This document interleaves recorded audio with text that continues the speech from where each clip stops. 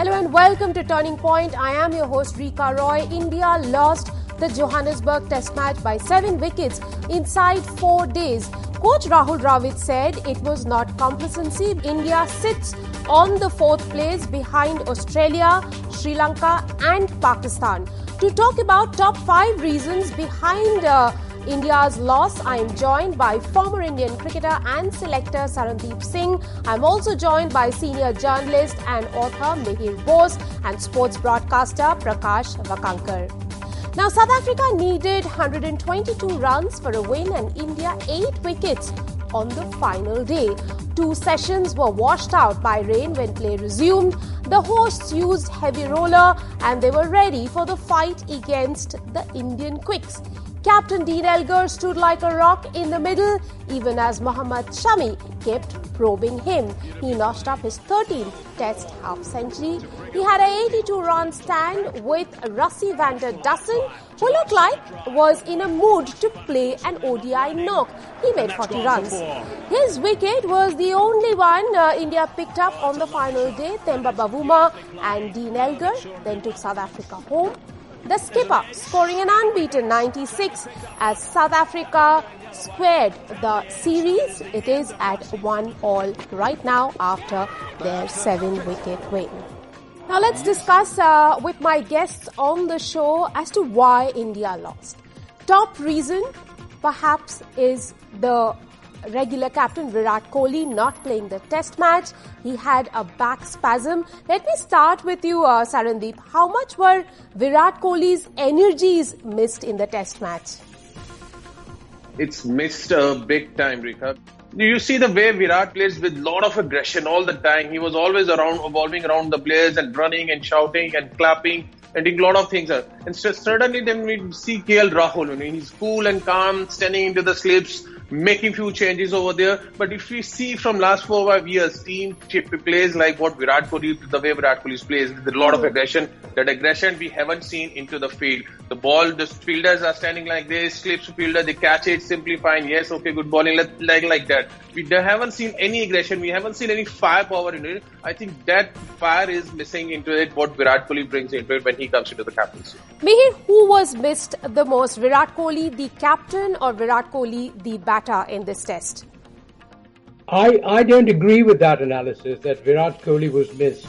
I mean, what happened in Australia? Virat Kohli came home to be with his wife who was about to give birth, and India won. And if you look at the captaincy, the way your previous guest said missed KL Rahul was a very subdued captain. Well, Ajinkya Rahane in Australia last year was a very, very subdued captain. And yet, India pulled off a great series. I think the turning point, you mentioned 5 turning points. As far as I'm concerned, there is only one turning point, which is the batting. So far, when you've seen Indian victories abroad, apart from Australia, has been carried by the bowling. I mean, there has been a renaissance in Indian bowling. India now has a pace attack, the like of which it hasn't had since it first started playing cricket in the 30s with Nisar and Amar Singh and so on. And this pace attack has carried India. But you cannot win test matches if in the first innings you make 201. It's a very simple rule of test cricket. If you want to win test matches, you make a big score in the first innings. The Indian batting just didn't stand up. Look, there was nobody to match what Elgar did. On a wicket, on the 3rd day and a 4th day wicket, they batted so well. Now, let's also talk about India's middle order. Pujara and Rahane made enough effort to stick on to their positions. They'll be retained for the next test. Prakash, coming to you, did they make enough effort to save this test match or for India to win this test match? Of course, they did make an effort to save their place in the side, but were their effort that they put in the middle, was it enough? Well, I mean, we can look back on it today, Rika, and say that was not enough, quite evidently not enough. But to question the effort or the commitment to the game from these two in particular, I think would be very, very harsh. That being said, players of their caliber, having got to their 50s, one would have expected that they would make up for the first inning deficit in a manner of speaking, as Mihir said, because it is very, very true that the first innings of a test match, particularly when you're playing in conditions like the Wanderers. You have to get a big first inning score, and that really sets up the game. You look at all leading test sides, they do tend to do that well, and this time India failed. But as we look at the reasons, we also have to acknowledge that South Africa, smarting from their defeat at Centurion, did come back and play brilliantly and led superbly by their captain. I also echo Mihir's views. I don't think Virat Kohli was missed, certainly not as captain. Shouting doesn't win you games. You're only as good as the other 10 in the team. Sarandeep, coming back to you, Dravid said at the end of the match in the press conference that India needed 60 to 70 runs more in the first innings perhaps. So would you say that we are missing players of the caliber of Dravid and Lakshman who would score not just hundreds but big hundreds and stick it out in the middle? No, I don't think so. We are missing anyone. Look, every player have his own era, and Rahul and Lakshman have his own eras. Now we are in a different type of cricketing world right now. We all these players who are playing test matches, they're playing T20 cricket also. They're playing for franchises, they're playing for country, they're playing ODI, a lot of white ball crickets. Most of the players who are playing test matches, they're playing a white ball cricket too. So there is a lot of differences. So when we compare like any player to Rahul and VVS Lakshman, say that what they did and what's getting wrong over here also, there's nothing getting wrong. Yes, the only thing is the few middle order players, they have to take more responsibilities like Cheteshwar Pujara. The way he batted at second innings, we want him to batting at like in the first innings like this. Now he can bat positively. There is nothing like that because whenever he comes in, he takes his own time. He'll take a lot of balls to be scored runs. When he got settled down, then he started doing this. But at the same time, he didn't realize the other batsmen playing with them. He started getting under pressure because if KL is batting or Virat or Mayank, who are aggressive players, even Rohit Sharma, who are stroke makers players, suddenly they have to be stopped a bit. So this is the things when you have been in the middle order, you should keep back yourself and start scoring the way you did it in the second inning. I think this will be helping to the middle order a lot here. Mihir, I'll have to talk to you about the other middle order batsman, Rishabh Pant, playing a reckless shot in the second innings. It looked like that he was in that typical limited overs cricket mold. I think he was just being Rishabh Pant. I saw his test debut in Southampton against England, and he went in and tried to hit a six. I mean, that is Rishabh Pant. You either take Rishabh Pant the way he is, or you say he can't play. In fact, I must say, his wicket-keeping has improved tremendously since I first saw him keep wicket for India. I think, let's be clear, let's try and look back.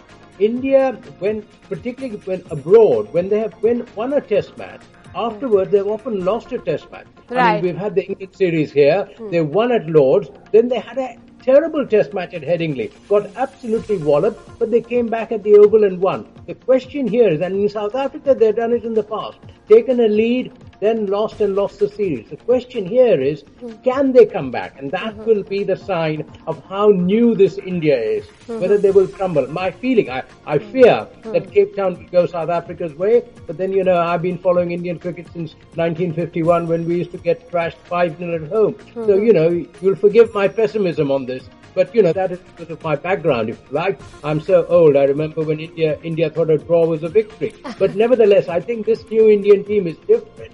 And I think the question here is whether they can show, as they showed in England, that they can come back. And let's hope they can do that. Mihir, we spoke about Pant, the batsman. Let me go over to Prakash and talk about Pant, the wicketkeeper who dropped a regulation catch of Peterson. We have a lot of other wicketkeepers sitting in the wings. Pant is there primarily because he's a good batter. Do you think he deserves his place in their side, Prakash? Look, end of the day, as again Mihir said, I'm just echoing what he said, certain players are the way they are. You either pick them or you don't pick them. Now, dropped catch, anybody can drop a catch.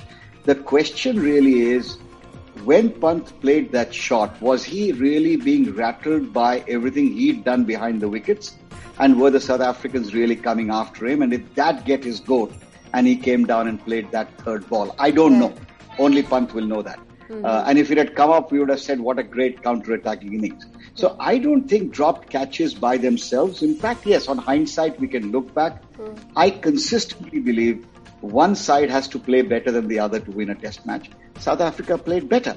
Can India improve? Yes. Must they improve? Yes. Why did we win in Centurion? It was, I believe, that 100 from KL Rahul which set it all up. You need one batsman at least to go ahead and get a big score. Right. And Dean Elgar, I'm very, very happy for him. Remaining 86 not out 4 years ago, losing the test match, 96 not out this time and winning the game. That's what cricket is all about. It's a great leveler. And I do believe that unless there are injury worries, Newland's presents an opportunity for India to write history again. Well, we'll have to wait and see. The other thing we have to discuss here is the difference between the two bowling groups, India and South Africa. Suddenly, coming back to you, South Africa managed to take all 20 wickets. India took just 13 of them. South Africa bowling 123.2 overs and India 147.2 overs. Would you say India not managing to take 20 wickets was a big setback for the team? Yes, kind of, because if we see, we have a world-class off spinner in our team who already took 424 wickets, and after, he's such a senior bowler, and still he don't get much of the opportunity in the second innings to bowl. He bowled only 10 or 11 overs. I don't know what KL Rahul was thinking at that time. Why not Ashwin put into the before to all this? So he said Mohammad Siraj is not fully fit. So India is only left with Jasprit Bumrah and Mohammad Shami. They are two main strike bowlers. What if one of them got injured, or one of them get tired of one of them not getting their lines properly? Then Ashwin has to be pulled, chip in. He has to be bowled at one end. He has to be take one end and let the other three fast bowlers rotating like Shardul Thakur, Mohammad Shami, all these people are rotating from their side. It won't happen at that time. I think there we can say that the lack of bit of captaincy will be happen where we feel the rotation of bowlers. It will be not at the proper mark, and that's why we didn't get the wickets and we lost the test match. Mihir, would you like to add to it? Why did the Indian Pacers fall short? It didn't look like they bowled badly. Well, actually, on the third day, as Ajinkya Rahane himself admitted, when they started, the South African innings started, they, I thought, got the wrong line and length, and they allowed South Africa to make a start. If you see the previous three innings, where India kept the South African batsmen reined in, India got an early breakthrough. This time they didn't get an early breakthrough. And going back to Pant, may I say, I have a feeling that Pant may have been seduced by the idea that the wicket was so bad that your name is on the ball, so you better hit the ball. Whereas I don't think the wicket was that bad. And the Indian bowling improved, but I think the main factor was, whereas Shami bowled very well, Siraj, of course, injury may have affected it. I think Bumrah has always been the man who really spearheads this attack. And Bumrah just didn't manage to do that. I mean, he's a great bowler, he's a very fine bowler, but he just didn't manage to do that. In the past, if you look at the victories India's had, Bumrah has produced a couple of balls that have undid batsmen and therefore paved the way to victory. And Bumrah just didn't do that. Well, talking about Mohammad Shami, he managed just 3 wickets in the match. Prakash, what was the difference between Shami of the previous test and Shami of this test? Would you say the way he bowled in Centurion with seam up, he wasn't bowling that way? No, not at all. I think Shami bowled just as well. He was probably the best of the seamers if you, for a minute, just compare the top 3 and leave Shardul out for that unbelievable performance in the first innings. Think back, without that effort from Shardul, where would India have been in this test match? That being said, I also feel that luck plays a huge factor. Let's be honest about it. I mean, the amount of plays and misses. Another day, those go to hand. India got all out, bowled out for 36. Everything worked for Australia. Sometimes it doesn't. I just feel that the sort of post-mortem of a test match needs to happen on what is expected to be done. Bumrah went for over 4 runs and over in the second innings and unfortunately wasn't able to really make the same impact. Were the Indian bowlers a bit too impatient? Were they trying too hard? Did they bowl just a little further up? Did they play into the hands of Peterson and Bavuma to allow them to play the front foot strokes? All of those questions will come in, but I think the Indian team has 4 days before they reassemble at Newlands. There will be some soul searching. I don't know what the injury situation is. I'm actually very concerned seeing Shami at the end of the game with the cold pack on his bowling shoulder. Right. If that happens, who knows what will happen. But before we end this discussion, we'll have to discuss about Jasprit Bumrah, the incident that happened between him and Jensen. Sarandeep, would you say it may have rattled Bumrah a little bit? No, I don't think so. It will be happen because Bumrah is a senior pro now. He's playing for so many years, so he handled these things so many times. He see all this. He into this position with so many times. So I don't think so. He'll be handled like rattling on this situation. The only thing is what I feel is there might be Bumrah looks very easy and calm. He said it looks like that. He thinks he will get the batsmen out, but will be not happen. I think from the body language and from look on his face, it looks like that he comes very easily and smoothly. Okay, fine, I'll get them, but it will be not happen. This is, I think, what I feel as a player to see all the bowlers' players' faces, what actually going into his mind. So I think for the next test match, I think Bumrah has to be more careful for these things because you have to get them out. If you don't get them out, you don't get it. So better be careful next time. Mihir, would you say Bumrah was channeling his inner Virat Kohli? Well, possibly. I don't know enough about the inner Bumrah. I can only comment on the outer Bumrah that I have seen. But I would say about Jansen, South Africa have certainly discovered a very fine bowler, and I'm not sure how much intelligent searching the Indians did before the series about Jansen. I've seen this in the past. Suddenly India go abroad and a new bowler comes up and surprises them. Now, of course, a lot of research goes on and maybe they did that. I'm not sure that Bumrah's tussle with Jansen had any impact. What worries me, and I echo what Prakash has said, they've got 4 days to recover for Cape Town. What worries me is that on a wicket where all the experts said anything over 225 would be very difficult, if the winning side wins by 7 wickets, psychologically, that's a huge, huge advantage. And I hope that psychological advantage does not mean that South Africa go to Cape Town thinking that they can master the Indian bowling. That would be a problem if that is how the psychological advantage has slipped to South Africa. Well, a mouth-watering contest awaits us in Cape Town with the series level at 1-1. With that, a wrap on Turning Point. Thank you very much, gentlemen.